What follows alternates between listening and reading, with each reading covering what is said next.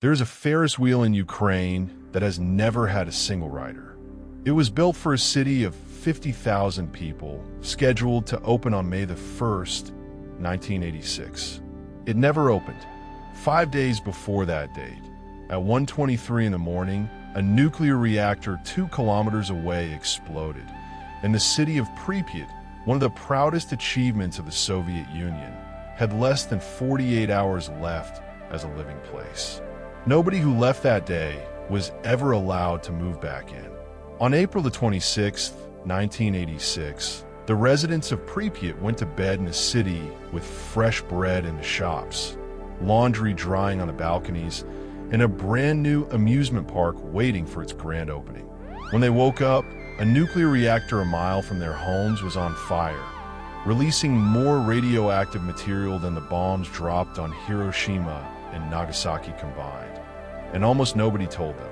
This is the story of the last day of Pripyat and the city that has been standing empty exactly as it was left for nearly 40 years.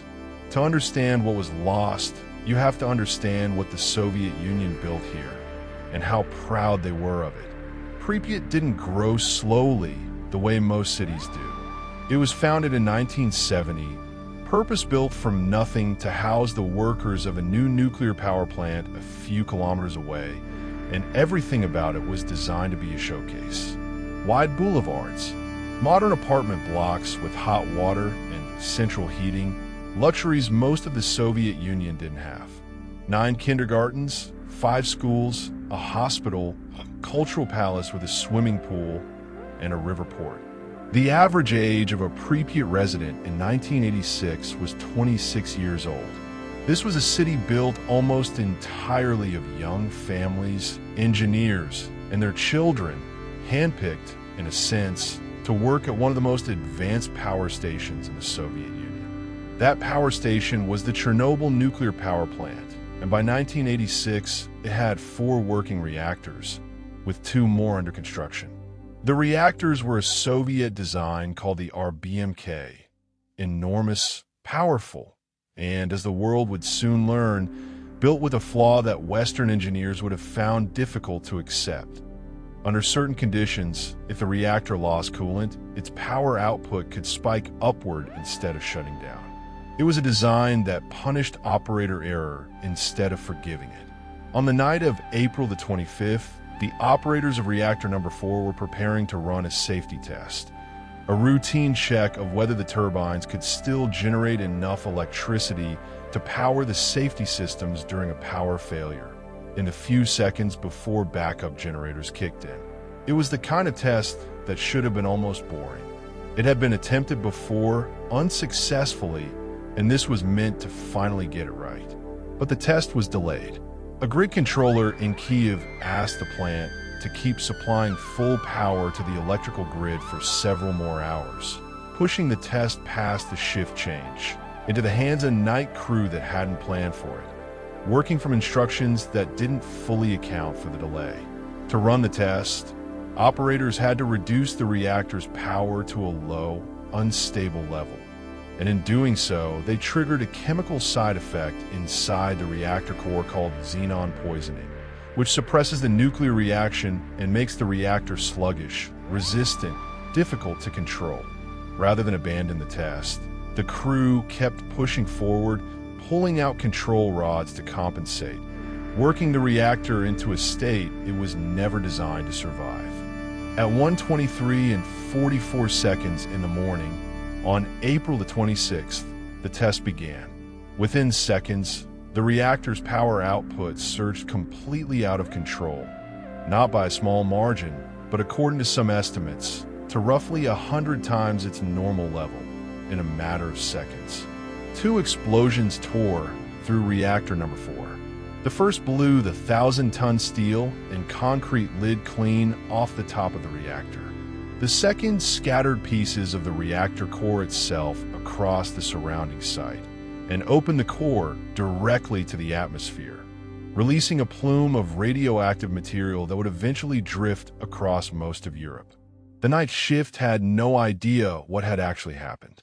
Some believed the reactor itself was still intact.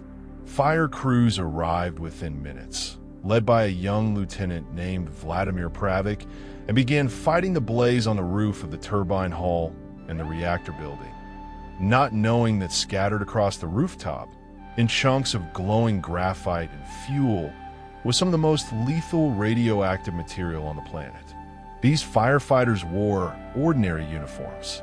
They had no idea they were absorbing, in minutes, radiation doses that would prove fatal within weeks.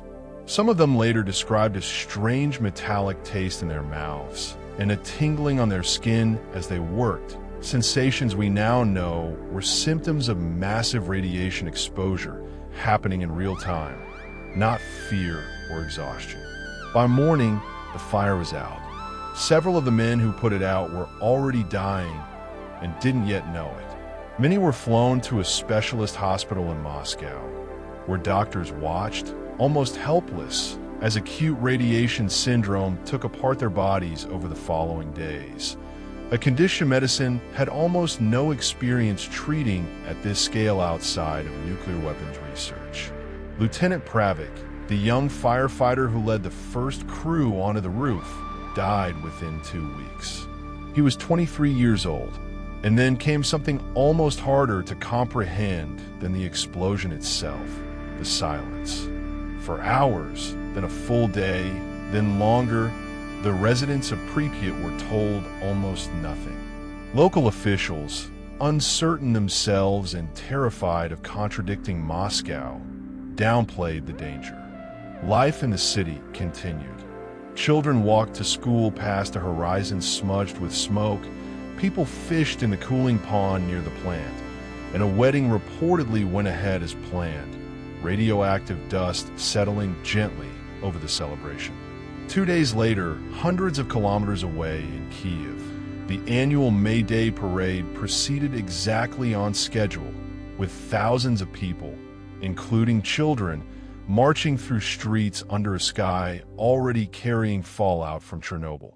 Because canceling it would have meant admitting publicly that something had gone catastrophically wrong. It wasn't a Soviet scientist who forced the truth into the open. It was a radiation alarm at a nuclear plant in Sweden, over 1,000 kilometers away, where workers arriving for their morning shift on April the 28th set off contamination detectors on their own shoes before they had even entered the building. Swedish authorities traced the radioactive particles back to the wind patterns and back to the Soviet Union and demanded an explanation. Only then, more than 2 days after the explosion, did Soviet state television broadcast a brief, understated announcement. An accident had occurred at the Chernobyl Nuclear Power Plant. Nothing more. By then, Pripyat had already been evacuated, but only just and only partially in time. The order to evacuate the city didn't come until 1:36 in the afternoon on April the 27th, 36 hours after the explosion, 36 hours during which 50,000 people had continued breathing contaminated air and drinking contaminated water, believing everything was normal. When the evacuation order finally came, it moved with startling speed.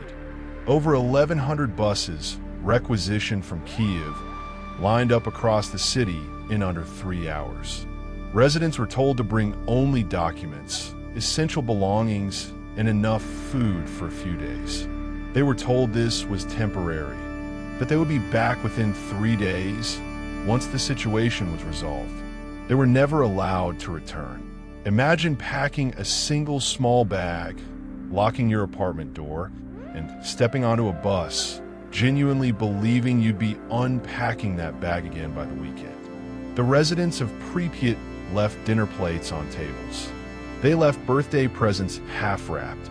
They left photo albums, pianos, wedding dresses, a city's entire physical memory, abandoned mid-sentence because nobody involved yet understood that home was already gone. Some residents kept house pets and were told at the very last moment that animals could not come on the buses. Dogs and cats were left tied up outside apartment blocks. or simply shut inside, in the genuine belief that their owners would be returning within days to collect them. Soldiers were sent into the zone weeks later with a grim, quiet task connected to those same animals. One of the least discussed and most heartbreaking chapters of the entire evacuation. In the wider region, the evacuations kept expanding for weeks. Eventually, a 30-kilometer exclusion zone was drawn around the plant, and well over 100,000 people from dozens of surrounding towns and villages were relocated permanently, on top of Pripyat's 50,000. Entire farming communities, generations deep, were simply erased from the map. What happened next, at the plant itself, involved one of the largest emergency mobilizations in human history. Roughly 600,000 people, soldiers, miners, engineers, and ordinary citizens, were eventually called upon to help contain the disaster. They became known as Liquidators. Miners tunneled beneath the reactor to install a cooling system, working in suffocating heat for a danger they could not see or feel.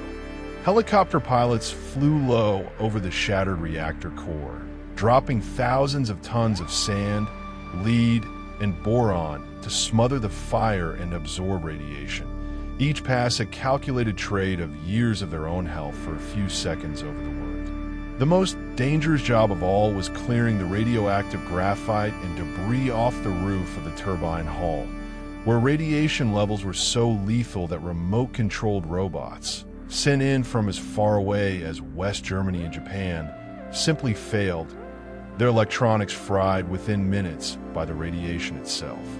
With no machine capable of doing the job, the Soviet Union turned to people.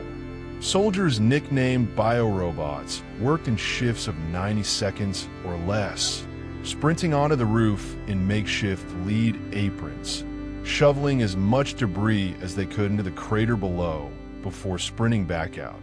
One human body standing in for a machine that radiation itself had defeated. Many liquidators were never told, in any real detail, what they had actually been exposed to. Some received medals and quiet gratitude. Others developed illnesses years later that doctors were reluctant, or under political pressure unwilling, to formally connect back to their weeks at the plant. For decades, tracking exactly what happened to the 600,000 people who passed through Chernobyl's cleanup has remained one of the most difficult and most disputed questions in the entire disaster. By December of 1986, workers had encased the ruined reactor in a hastily built structure of steel and concrete. The sarcophagus, assembled at astonishing speed, under astonishing danger, meant to last for perhaps 30 years. Officially, 31 people were confirmed to have died in the immediate aftermath.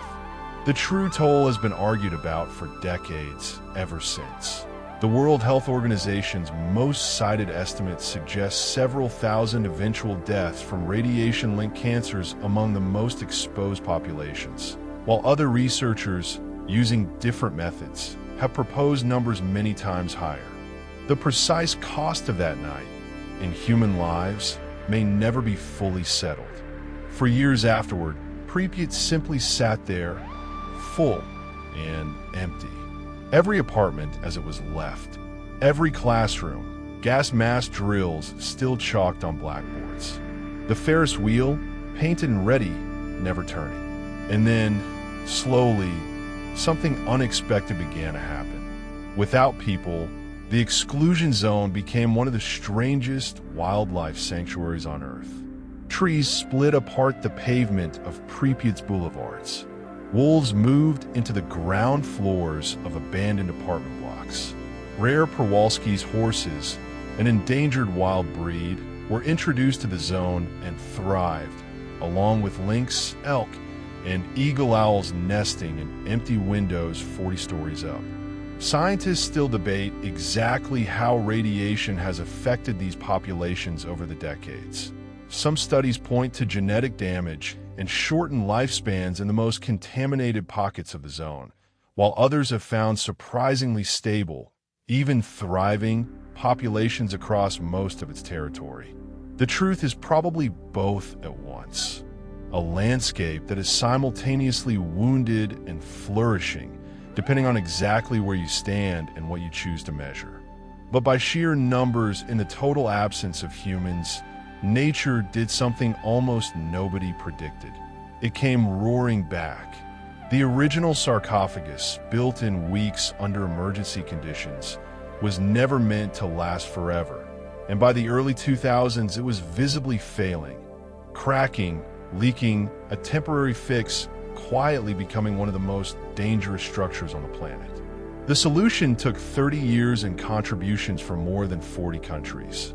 An enormous arch structure called the New Safe Confinement, built beside the old sarcophagus, and then, in a single, carefully engineered operation in November 2016, slid on rails directly over the ruined reactor, tall enough to enclose the Statue of Liberty, designed to safely contain the site for the next 100 years while it is slowly, carefully dismantled from the inside. Today, the Exclusion Zone is improbably a tourist destination. Visitors in radiation-monitored groups walking the same boulevards the residents of Pripyat once knew, standing beneath a Ferris wheel that time, and radiation left permanently unopened. And the story is not entirely finished. In 2022, during the opening days of the full-scale invasion of Ukraine, Russian forces briefly occupied the Chernobyl site itself, digging military trenches through some of the most contaminated soil on the planet. A stark reminder that even this ruin, nearly 40 years old, still isn't finished making history. What happened at Chernobyl reshaped how the entire world thinks about nuclear power, about government secrecy, about the gap between what officials choose to say and what is actually true. But underneath the politics and the physics, it is still, at its heart, a story about an ordinary Friday night in an ordinary young city where 50,000 people went to sleep expecting to wake up to their normal lives, and instead woke up to the end of them. The Ferris wheel is still there. It is still waiting for an opening day that will now never come.